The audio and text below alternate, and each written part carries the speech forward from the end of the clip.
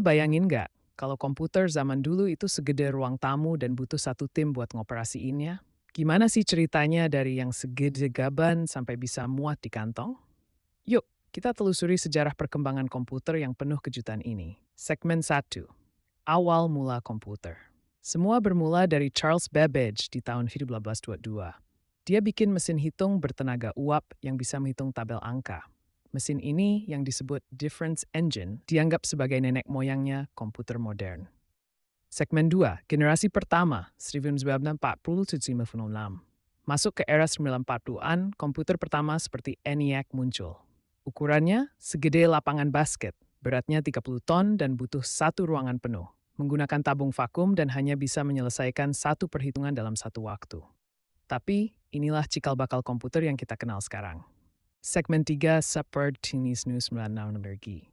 Kemudian transistor yang megang tabung vakum. Komputer jadi lebih kecil, lebih cepat, dan lebih hemat energi. Bahasa pemrograman berkembang dan komputer mulai digunakan di universitas dan pemerintahan. Segmen 4, generasi ketiga, Small 6474. Era IC atau Integrated Circuit dimulai. Komputer makin kecil dan murah. Bahkan, NASA pakai komputer generasi ini buat misi Apollo ke bulan. Sistem operasi seperti Unix juga lahir di era ini. Segmen link generasi keempat, 90-an.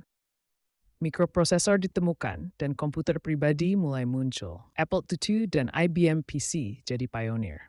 Komputer nggak lagi cuma milik perusahaan besar, tapi mulai masuk ke rumah-rumah.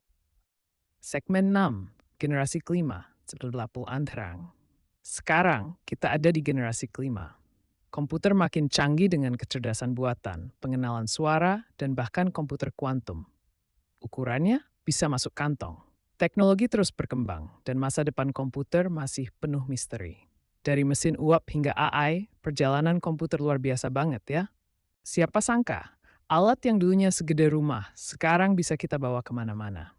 Gimana menurut kamu, teknologi apa lagi yang bakal muncul di masa depan?